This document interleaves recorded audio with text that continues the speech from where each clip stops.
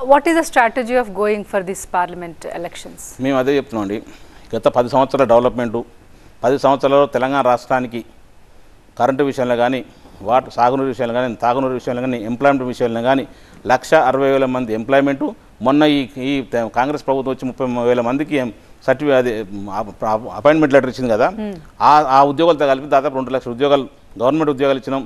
దాదాపు ఇప్పుడు నిన్న వచ్చినట్టు దాదాపు 22,000 లక్షల మందికి ఐటీలో కానీ ఇండస్ట్రీలో కానీ ఎంప్లాయ్మెంట్ క్రియేట్ చేసిన ప్రభుత్వం మనది అప్పుడు కేసీఆర్ గారు.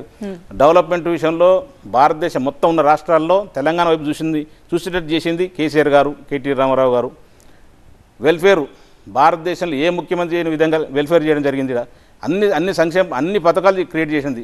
ఒక పిల్ల అంటే తప్పను, పేదమ్మాయి పెళ్లి చేసుకోవడానికి ఎంత కష్టపడడం మీకు తెలుసు. తెలంగాణ ప్రాంతంలో అసలు ఆడపిల్ల పుడితే అమ్ముకునే పరిస్థితులు ఉండే. అట్లాంటి అమ్మాయి పెరిగి పెద్ద అయిపోయి అమ్మాయి పెళ్లి చేయాలంటే నానా కష్టాలు ఉండేటివి. అట్లాంటి ₹1,00,000 ఇచ్చి ఒక తండ్రిలాగా ఒక మేనమావలాగా ఆదుకున్నాడు. ఎవరైనా అడిగిరా? ఎవరు కేసీఆర్ కిట్ ఇచ్చిండు? ఎవరైనా అడిగిరా? ఎవరు అడగలేదు. ₹2,000 ₹150 పింఛన్, ₹200 పింఛన్, దాదాపు ₹2,000 పింఛన్ తీసుకుపోయిండు. ఎవరైనా అడిగిరా? ఇట్లా సంక్షేమ పథకాలు భారతదేశంలో ఏ ముఖ్యమంత్రికి లేని ఆలోచన, ఏ ప్రజలు అడగలేదు, ఎవరు అడగలేదు ఆయన్ని. మాకు తెలంగాణ రాష్ట్రానికి ముఖ్యమంత్రి కేసీఆర్ ఉండు మంచి చేస్తారని ఒక నమ్మకంతో అట్లా వదిలేశారు. ముఖ్యమంత్రి గారే ప్రతి నిమిషం తెలంగాణ ప్రజల కొరకు ఆలోచించి కొట్లాడి, లేదా ఆయనకు మంచి వచ్చిన ఆలోచన ప్రకారం అన్నిటి ఇంప్లిమెంట్ చేసిన రైతు బంధు, రైతు భరోసా. అసలు ఈ ఎవరికైనా ఆలోచన వచ్చిందే రైతు బీమా అంటే ఒక గుంట ఉన్నవాడికి కూడా రైతు బీమా వర్తించి అది ప్రీమియం మొత్తం ప్రభుత్వమే కట్టేది. You were the chosen one to direct Mr. Bachchan for his first endorsement, for his first appearance on the small screen. It was a life-changing moment. Have you been a rebel with a cause? There was a sense of responsibility, there was a sense of frustration. Are you worried about cancel culture? You tell a story with a fierce psychosis, you're gonna spoil it anyway. This and more, streaming on News 9+. Subscribe now.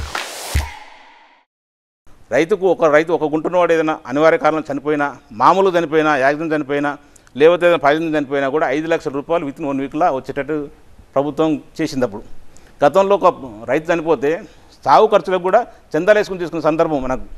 అట్లా రైతు కుటుంబం ఆదుకుంటూ అసలు ఈ మంచి పనులు ఏం కనబడాయి. ఎంతసేపు Kalavakunta family form house, లేకపోతే ఇంత సంపాదించిండు, అవినీతి చేసిండు, నిరాధారమైన ఆరోపణలు చేయొద్దు. ఆధారం ఉంటే చూపించండి. వ్యవసాయ కుటుంబం ఉంటే కూడా తప్ప. వ్యవసాయం అంటే ఆయనకి ఇష్టం. పోతాడు వ్యవసాయ క్షేత్రంలో ఉంటాడు, ఆ ఒడ్లు మిరపకాయలు అవి అంటే పని చూసుకుంటాడు. తప్పేముంది చెప్పండి.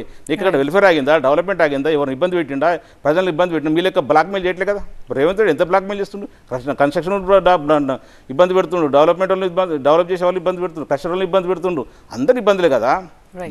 మా ప్రభుత్వం అంటే కేసీఆర్ గారి ప్రధాన ప్రభుత్వం ఎక్కడ ఎవరు ఇబ్బంది పెట్టలేదు. అంటే ఏమంటారు, 10 ఎగ్జాంపుల్ చెప్తున్నాం. రామరాజ్యం ఎట్లుండనో కేసీఆర్ ప్రభుత్వంలో రామరాజ్యం లెక్క అందరూ సుభిక్షంగా ఉండేది ప్రజలు. ఈరోజు 100 రోజులని హరిగోస పడుతున్నారు. ఒక్కసారి ముఖ్యమంత్రి కళ్ళు తెరుచుకొని ముఖ్యమంత్రి హోదాను పక్కన పెట్టేసి ఒక్కసారి వాస్తవ పరిస్థితులకు వెళ్తే తెలంగాణ ప్రజలు ఊర్లలో ఎంత ఇబ్బంది పడుతున్నారో, తాగునీరు కానీ సాగునీరు కానీ కరెంటు విషయంలో కానీ మీరు చేసిన పిచ్చి పనుల వల్ల కానీ చాలా ఇబ్బంది పడుతున్నారు. మేమంటున్నాం ఇవి ప్రామాణికం. ఆయన ముఖ్యమంత్రి గారు రేవంత్ రెడ్డి చెప్తుండ్రు మాకు రెఫరెండం ఎలక్షన్స్ అంటారు.